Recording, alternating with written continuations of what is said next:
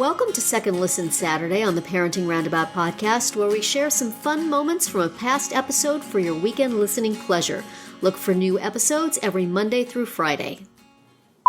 Today, I'm obsessing about something that obsesses parents basically for life, which is sleep, and whether anyone in our homes are getting enough of it. I know my younger kid has never needed as much sleep as my older one. Like, he's just always been able to go to bed a little later, and, you know, he still wakes up early and he's still fine. But I still get so anxious when, you know, it's like 10 o'clock and he's still awake. I'm like, you need to be in bed. And it just stresses me out, even if he's fine, you know? Well, is it you want him to be in bed so you get your non-kid time, or because you want to fall asleep on the couch and you have to put him in bed first? That tends to be mine. Well, I mean, it's more just that, well, yeah, part of it is sometimes I want to go to bed and he's still up, and I know that if I don't make sure he's actually in bed before I go to sleep, then who knows what time it will be. Right. Mostly it's just like anxiety about him getting enough sleep. Yeah. That's me.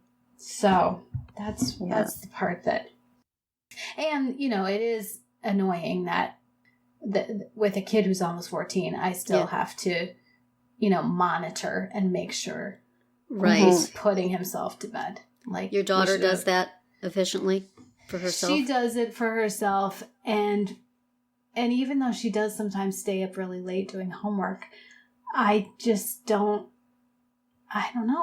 worry about her in the same way because she is independent and because she's like sensible, and if she can go to sleep, she will. Like, if I know if she's up, it's because she has stuff that she's got to get done.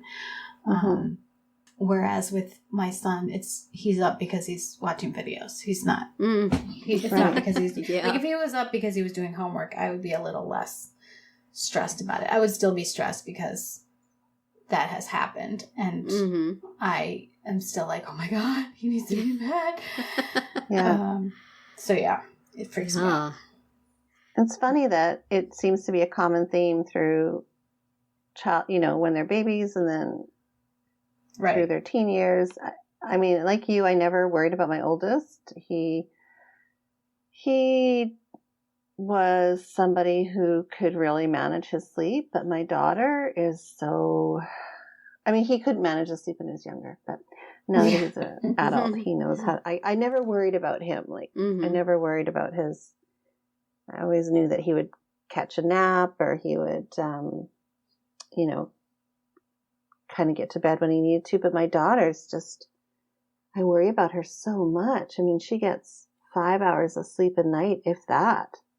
And that just, I get so anxious that I end up staying up with, like, till she falls asleep. You know what I mean? Like, I'm in bed waiting till she turns out her light. And then if I say, turn out your light, Kristen, she'll be, well, I've got things to do, and I've got to do this, I've got to do that. And so it's so stressful because I just don't know how to, and they get up so early here. School here starts at 7:20 a.m. Wow. That stinks. So they get it. Yeah, I get super early. And so the sleep is just a huge factor, especially when they're coming home. They've got after school activities, and then they've got hours of homework because they're doing an AP class. It's a vicious cycle. To get into that college that then rejects them. Yes, exactly. So unfair. It is. Like, what? So I said to her, I'm like, you know what, just go out, enjoy your life. Just go That's right. Good advice. Gather ye rosebuds. People are dropping dead at 52. That's right. Exactly. See, everything is connected here. Honestly. This is our week of episodes that will make you want to lie down in a dark room with a rag over your eyes. Join us, won't you? To worry about. Yes, I also have one that is responsible with sleep and one who is not. It seems to be our younger children, all three of us, that cause the problem. Because my daughter goes to bed really early. Even now in her late 20s, she still wants to go to bed like between 9 or 10. She's just, that's when her body tells her to go to bed, and so she does. And she has been doing that for quite a long time. And she gets up fairly early in the morning, but she's completely, I mean, sometimes we don't even realize she's put herself to bed. We just, I guess, the light's out in her room. So, when my son goes to bed later, we go in and say prayer. We wake her up slightly to say prayers, or sometimes she sleeps through it altogether. Yeah. But my son never has had, I think, any sort of regular sleep patterns. Certainly not like my daughter does. But even when he was little, he would lay quietly in his crib, but not be sleeping. Mm-hmm. So, I would go take him to the doctor's, and she would say, how long does he sleep at night? And I would say, I really have no idea. Right. I put him down, and he doesn't make any fuss, and then I pick him up. But what happens in between, I don't know. I mean, he would rock a lot in his bed. That was a thing that he did for some time. And even now, he's in his mid-20s, and I still don't really know if he sleeps at night. We put him to bed, we turn the light off, he doesn't come out. Sometimes we hear music and we'll tell him turn that down, but he could be listening to it softly. He could be under his covers playing his bowling game on his phone. He could be downloading pictures of cars, which is what he does during the day. He does take naps during the day quite a lot, which is something my daughter can't do. So right now he is underemployed, and so he has some days where he's home all afternoon, and I'll go in and he'll be out cold.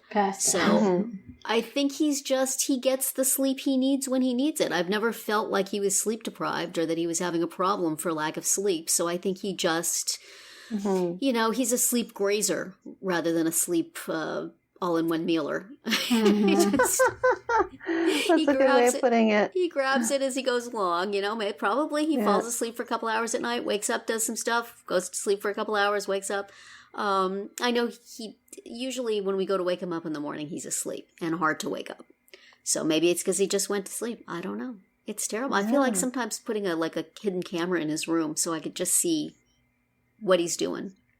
Yeah. But he is perfectly probably capable of just lying there still and being awake and not minding it. Whereas I lie there the awake, rest of us would worrying be about stressed. every possible thing there is to worry about. Yeah. Since my mom told me, worry about it and it won't happen. So that's quite a responsibility. And nighttime is when it happens. Oh, I know, right? Yes. And then it doesn't end because then I wake up at 4 a.m. and I worry about them. And then I'm on Google, like, how to help my teen sleep. You're lying awake worrying about your child not getting enough sleep. That is the absolute perfect parenting dilemma. I know, and I said, there's a name for that. I heard about that in a magazine or something online recently about how women do a lot of this kind of laboring parenting, or I can't remember the term for it, but how we do a lot of parenting when it's, kind of behind the scenes. And it's so true, because my husband will be, why are you so tired in the morning? Why are you so tired? Why are you sleeping in? I'm like, do you not realize I've been up all night worrying about our kids? Nice. I've been researching and thinking and strategizing. I know. You've been snoring away. Check my phone history. It's so unfair. I was online. It's so unfair. Yeah. So, I mean, if he wakes up in the morning and like, whatever, life is good. And I'm just like dragging myself around. So tired. But anyway. Yeah. My husband feels he hasn't been getting enough sleep lately, so I'm going to be worrying about that too. Oh, no. Because if I don't get enough sleep, most of the time I'm just sitting at home. I do have to drive around every now and then to take my son to work, but mostly I'm not doing a whole lot. But he's working and driving and doing things. Yeah. But, we got into this habit of falling asleep on the couch and then waking up in the middle of the night and going to bed, and then you can't go back to sleep. Right. So. Oh, dear. Yeah. It's annoying. Well, but maybe there's some parent out there that's getting a full night's sleep. Some mother, I should say, out there that's getting a full night's sleep. And do we get to blame our kids for a lack of a full night's sleep? You kept me up all night last night, worrying about the fact that you weren't sleeping. I do that. I say that to Kristen. I'll often be like, I was up all night worrying about you. Oh, well. Yeah, My kids tell me to stop worrying. I say there's no off switch. It just, It's on all the time. We are powerless to stop it. We are. Well, and we're going to wrap up this conversation so we can go off in a dark corner and worry some more. Yes.